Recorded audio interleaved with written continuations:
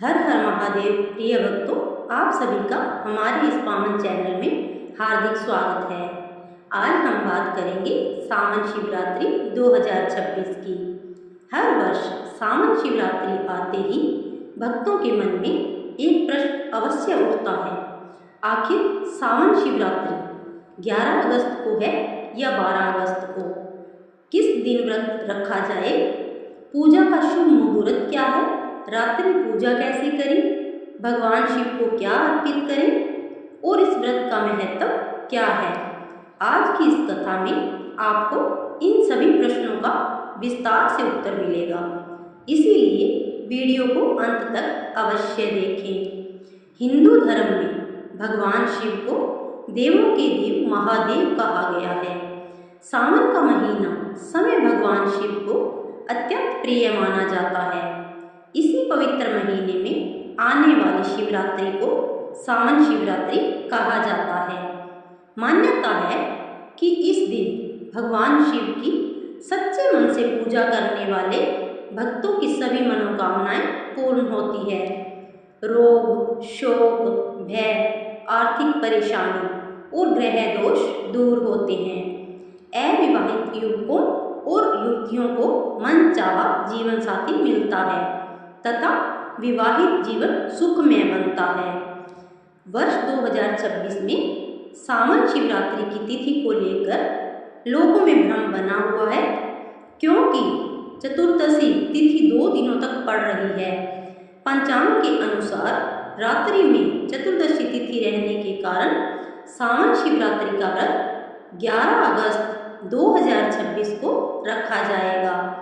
हालांकि कुछ पंचांगों में 12 अगस्त का भी उल्लेख मिलता है, इसलिए अपने स्थानीय मंदिर या पंचांग के अनुसार अंतिम निर्णय लेना उचित रहेगा। अब जानते हैं कि सावन शिवरात्रि क्यों मनाई जाती है। पौराणिक मान्यता है कि समुद्र मंथन के समय जब विष निकला, तब भगवान शिव ने संसार की रक्षा के लिए उस विष का पान किया। माता पार्वती ने उनके कंठ में विष को रोक दिया, तभी से भगवान शिव नीलकंठ कहलाए। इसी घटना की स्मृति में शिवरात्रि का विशेष महत्व माना जाता है। अब जानते हैं कि व्रत की तैयारी कैसे करें। शिवरात्रि वाले दिन प्रातः ब्रह्म मुहूर्त में उठें, स्नान कर स्वच्छ वस्त्र धारण करें, घर के मंदिर की सफाई करें। यदि संभव हो तो शिव मंदिर अवश्य जाएं। पूरे दिन भगवान शिव का स्मरण करते रहें। अब जानते हैं पूजा सामग्री। गंगा जल, शुद्ध जल, दूध, दही, शहद, घी, शक्कर, बेलपत्र, धतूरा, भांग, सफ़ेद पुष्प, चंदन, अक्षत, धूप, दीप, फल, निवेद्य। अब जानते हैं पूजा विधि। सबसे पहले शिवलिंग का गंगा जल और जल से अभिषेक करें, फिर पंचामृत से अभिषेक करें। उसके बाद पुनः शुद्ध जल अर्पित करें। अब चंदन लगाएं, बेलपत्र चढ़ाएं, धतूरा, भांग और पुष्प अर्पित करें, दीपक जलाएं, धूप दिखाएं। इसके बाद पूरे श्रद्धा भाव से ओम नमः शिवाय मंत्र का जाप करें। यदि संभव हो तो कम से कम 108 बार मंत्र का जप अवश्य करें। सावन शिवरात्रि में रात्रि जागरण का विशेष महत्व बताया गया है।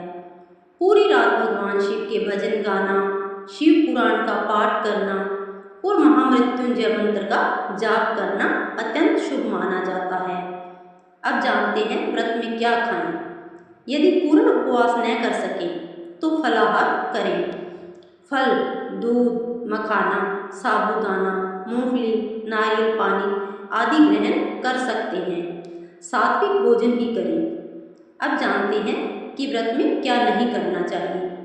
शिवरात्रि के दिन क्रोध नहीं करना चाहिए, किसी का अपमान नहीं करना चाहिए, झूठ नहीं बोलना चाहिए, मांस, मदिरा और तामसिक भोजन से दूर रहना चाहिए। अब सुनते हैं शिवरात्रि की छोटी सी कथा। एक बार एक शिकारी जंगल में शिकार करने गया। पूरा दिन उसे कोई शिकार नहीं मिला। रात होने पर वह एक बेल के वृक्ष पर चढ़ गया। उसके नीचे एक शिवलिंग स्थापित था। अनजाने में उसके हाथ से बेलपत्र और जल शिवलिंग पर गिरते रहे। पूरी रात वह जागता रहा। इस प्रकार उससे अनजाने में शिवरात्रि का व्रत और पूजा संपन्न हो गई। जब उसकी मृत्यु हुई तो यमदूत आए, लेकिन भगवान शिव के गण वहां पहुंचे और उसे शिवलोक ले गए। इस कथा से यह शिक्षा मिलती है कि भगवान शिव केवल सच्ची भावना देखते हैं।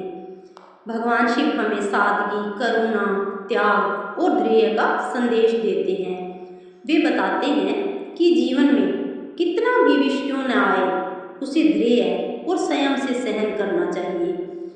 जो व्यक्ति अहंकार छोड़कर भगवान शिव की शरण में आता है, उसके जीवन में सुख, शांति और समृद्धि का आगमन होता है। तो भक्तों, यही है सावन शिवरात्रि 2026 की संपूर्ण जानकारी। यदि आप भी भगवान भोलेनाथ के सच्चे भक्त हैं तो कमेंट में अवश्य लिखें हर हर महादेव, ओम नमः शिवाय। भगवान शिव आप सभी की मनोकामनाएं पूर्ण करें, आपके घर में सुख, शांति, स्वास्थ्य और समृद्धि बनाए रखें। अगर आप लोगों को मेरी ये जानकारी अच्छी लगी हो तो वीडियो को लाइक करें, ज़्यादा से ज़्यादा शेयर करें, चैनल को सब्सक्राइब करें ताकि हमारे आने वाली हर वीडियो, धार्मिक कथा, हर व्रत त्योहार की जानकारी सबसे पहले हमारे चैनल के माध्यम से आप लोगों तक पहुंच पाए। मिलते हैं एक नई जानकारी, एक नई कथा के साथ। तब तक के लिए हर हर महादेव, जय भोलेनाथ।